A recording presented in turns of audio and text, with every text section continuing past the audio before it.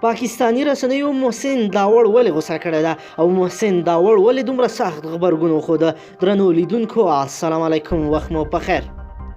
په پاکستان کې د پارلمان غړی او د پښتون ژغورنې غورځنګ مخکښ مشر محسن داوړ په خپلو وروستیو څرګندونو کې ویلي دي چې د پنجاب په پوهنتون کې د القاعده ډلې غړي درسونه وایي، خو په دوی د جبر انتها د سرحد ته رسیدلی ده چې له خپلو محصلینو سره هم نشي کتلی. محسن داوړ په خپلو خبرو کې وایي چې نوموړی په دې وروستیو کې د پنجاب پوهنتون ته د زده کوونکو په بلنه د دې لپاره ورغلی و چې د هغوی ستونزې واوري او د حل لپاره ورسره پوره مرسته وکړي، خو وایي چې د یوې پاکستاني رسنۍ د ریاستي ادارو په لمسون دی پوهنتون ته د نوموړي ورتګ ته بل نوم ورکړی دی. محسن داوړ زیاته کړې دې رسنۍ داسې راپور ورپسې خپور کړی دی چې ګوندي دا وړ د پنجاب پوهنتون کې پښتانه او بلوچ حکومت پر ضد پارولې دي څو د پی ټی ایم په شان د پاکستاني پر ضد راپورته شي، خو هغه دا ډول خبره بې بنسټه بللې ده. محسن داوړ وایي که له دې معلومیږي چې پاکستاني ریاست ته په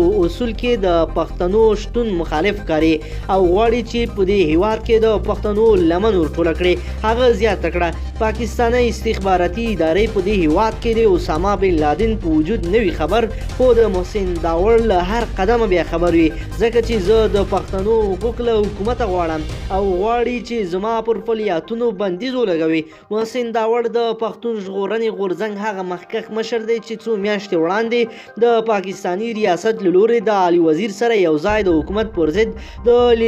لاریون په ترڅ کې نیول شوی و او تر 4 میاشتې پورې له بند وروسته بیا په سپټمبر میاشت کې بیرته راخوشي شول. هغه مهال محسن داوړ ویلي و کله چې دوی د حکومت له لوري زندان ته ولېږدول شول هلته ورسره د تحقیرو په څیر چلند کېده، هر ډول ظلم ترې پرې کېده او له ډېرو اسانتیاوو بې برخې ساتل شوي وو. محسن داوړ ولي وزیر د پاکستاني ریاست له بندیز څخه تر ازادېدو وروسته وایي چې دوی بیا هم په خپل پخواني دریځ کلک ولاړ دي او خپله روانه مبارزه به نوره هم جاري وساتي څو د پښتنو له حقوقو دفاع وکړي. د یادولو ده چې له دغې 4 میاشتني بندیز څخه تر ازادېدو وروسته د پښتون ژغورنې غورځنګ غړي یو ځل بیا هم د پاکستاني ریاست پر ضد راپاڅېدلي دي او د پښتنو له حقوقو دفاع کوي. ملګرو که چیرې مو لا تر اوسه زموږ چینل نه وي سبسکرایب کړی نو زموږ چینل سبسکرایب کړئ.